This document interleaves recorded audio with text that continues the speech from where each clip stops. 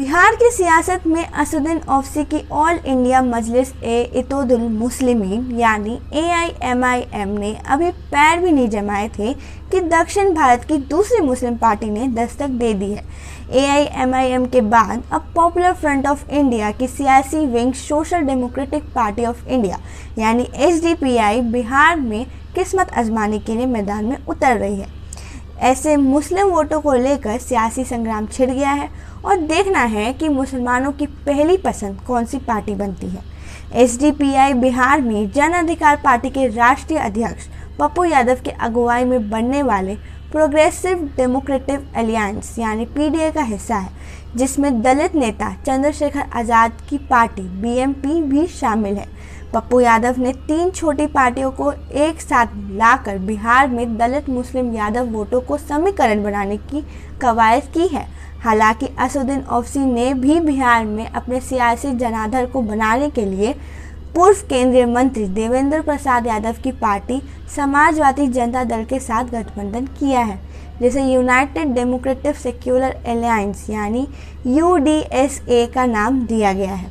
असदुद्दीन ओवैसी की पार्टी ने 2015 में पहली बार बिहार विधानसभा चुनाव में 6 उम्मीदवार उतारे थे और सभी हार गए थे, लेकिन करीब 96,000 वोट हासिल करने में कामयाब रही थी।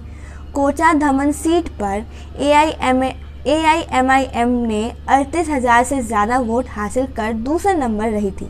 इसके अलावा बाकी सीटों पर कोई खास असर नहीं दिखा सकी थी, लेकिन बिहार में पिछले साल उपचुनाव में AIMIM खाता खोलने में कामयाब रही। ऐसे में ओवैसी की पार्टी के हौसले बुलंद हैं और इस बार बिहार के चुनाव गठबंधन कर सभी सीटों पर प्रत्याशी उतारने का ऐलान किया है।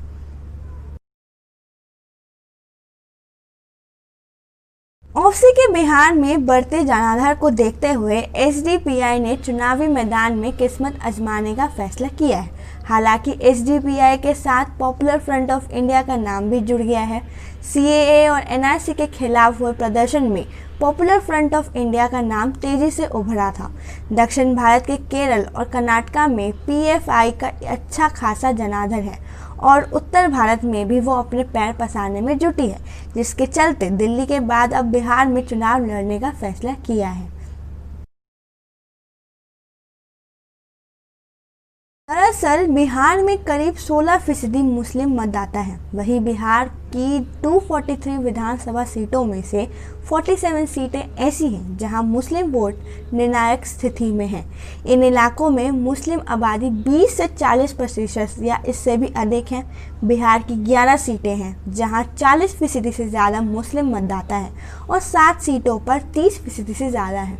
इसके अलावा 29 विधानसभा सीटों पर 20 से 30% के बीच मुस्लिम मतदाता हैं। मौजूदा समय में बिहार में 24 मुस्लिम विधायक हैं।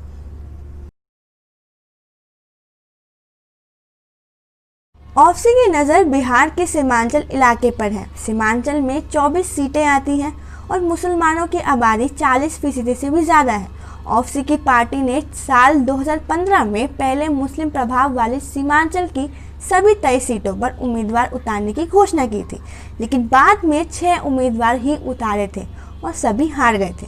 लोकसभा चुनाव के बाद बिहार के किशनगंज सीट पर हुए उपचुनाव में उनकी पार्टी के उम्मीदवार कमरुल होदा ने जीत दर्ज की थी।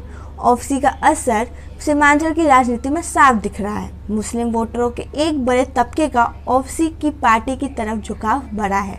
वहीं पप्पू यादव का राजनीतिक ग्राफ भी सीमांचल और कोसी के इलाके में है। पूर्णिया और मधेपुरा से पप्पू यादव सांसद रह चुके हैं और यहाँ यादव और मुस्लिम समुदाय का अच्छा खासा वोट है। इस तरह से ओवैसी और अब SDPI सीमांचल को अपना सियासी दुर्ग बनाना चाहती है, जिसका सीधा राजनीतिक नुकसान RJD के नेतृत्व वाले महागठबंधन को उठाना पड़ सकता है।